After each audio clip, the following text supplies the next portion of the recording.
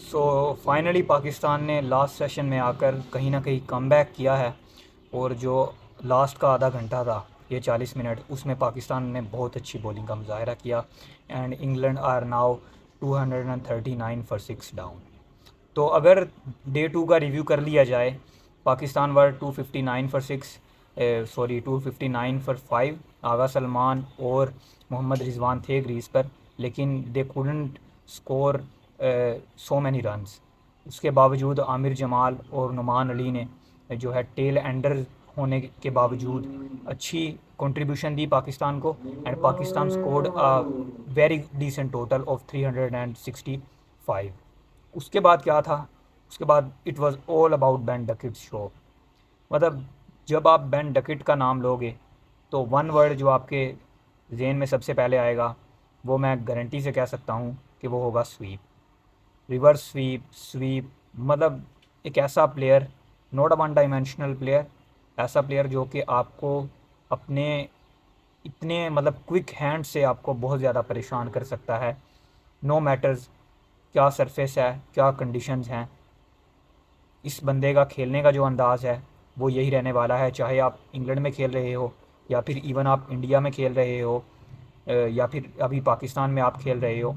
मतलब इंडिया में ऐसा कहा जाता है कि जो ओवरसीज़ बैटर्स होते हैं, specially from SENA countries, outside Asian players होते हैं, उनके लिए कंपैरेटिवली बहुत मुश्किल रहता है खेलना स्पिन को। लेकिन Ben Duckett did not seem to did not seem the one who struggled against spin. वो अश्विन जाडेजा के अगेंस्ट भी, कुलदीप के अगेंस्ट भी यही गेम खेलते थे, और आज भी उन्होंने वही करके दिखाया है।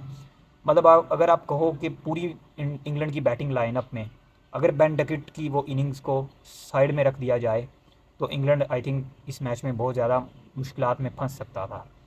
यहाँ पर क्रेडिट जाएगा पाकिस्तान की बॉलिंग को, क्योंकि जो बोल्ड डिसीजन लिया था तीन तीन स्पिनर्स के साथ जाने का सडनली।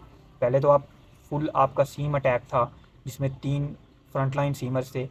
मतलब सडनली वही पिच है, वही ग्राउंड है, लेकिन थोड़ी सी आपने चेंजिंग तो ज़रूर की है, बट आप फुली आप जो है वो उसका रेसिप्रोकल हो गया। तीन फ्रंट लाइन स्पिनर्स के साथ आपने सडनली जाने का फ़ैसला किया, और एक ही जो है वो स्पेशलिस्ट सीमर है। मतलब स्पेशलिस्ट तो क्या, सीमर ही आपके पास ऑप्शन ही है, एक है। आमिर जमाल के अलावा इस प्लेइंग 11 में कोई है ही नहीं जो सीम बॉलिंग कर सके हल्की फुल्की भी। तो इस तरह से उसकी जो फ़ैसला लिया था मैनेजमेंट ने, वो कहीं ना कहीं जस्टिफाई हो गया है। आई स्टिल फील के जो है तीसरा स्पिनर जो हैं वो जाहिद महमूद, उनकी जगह शायद सीमर को खिलाया जा सकता था, लाइक मीर हमज़ा, जो कि बहुत ज़्यादा इफ़ेक्टिव हो सकते थे, क्योंकि सीमर्स के लिए भी यहाँ पर कुछ ना कुछ है इस विकेट में। And Brydon Carse and Matthew ports exactly showed us that. 4-5 wickets I think seamers ने ही लिए हैं पाकिस्तान के, इंग्लैंड सीमर्स ने। तो इसलिए वो चलिए बाद की बात है। अभी जो है अभी के लिए तीन स्पिनर्स, उनमें से साजिद खान और नुमान अली ने बहुत ज़्यादा बॉलिंग की है, बहुत ज़्यादा ओवर्स किए हैं। Most of the overs in दोनों ने ही बॉल किए हैं, और इम्प्रेसिव भी काफ़ी नज़र आए।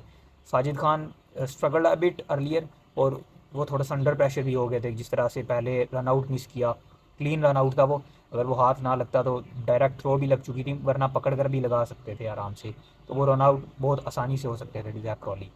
फिर कुछ ही देर बाद, बिल्कुल कुछ मोमेंट्स बाद, वो एल जो था लेग बिफोर विकेट, वो अंपायर ने आउट दिया था, लेकिन वो रिवर्स करना पड़ा उनको, डिसीजन मिसिंग हो गई थोड़ी सी।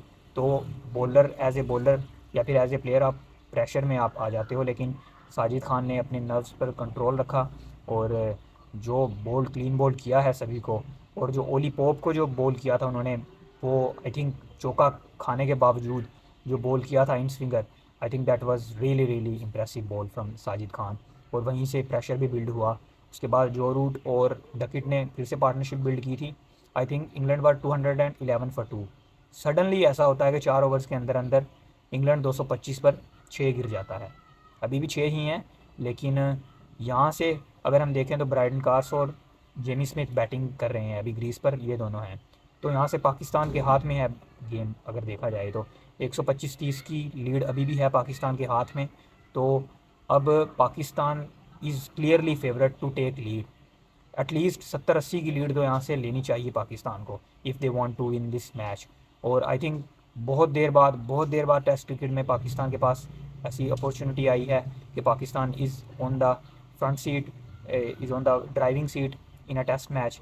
और मैं समझता हूँ कि पाकिस्तान को ये अपॉर्चुनिटी नहीं गंवानी चाहिए। बॉलर्स को पहले आकर बॉलिंग करना होगी। साजिद खान और नुमान अली के साथ साथ जाहिद महमूद, आमिर जमाल को भी बॉलिंग अच्छी करना पड़ेगी यहाँ पर, क्योंकि एक दो बॉलर्स आपको हर बार बॉलिंग नहीं करके देते। इंग्लैंड ने जिस तरह से टीम एफर्ट दिखाई बॉलिंग में, इस तरह से पाकिस्तान को भी दिखाना पड़ेगी।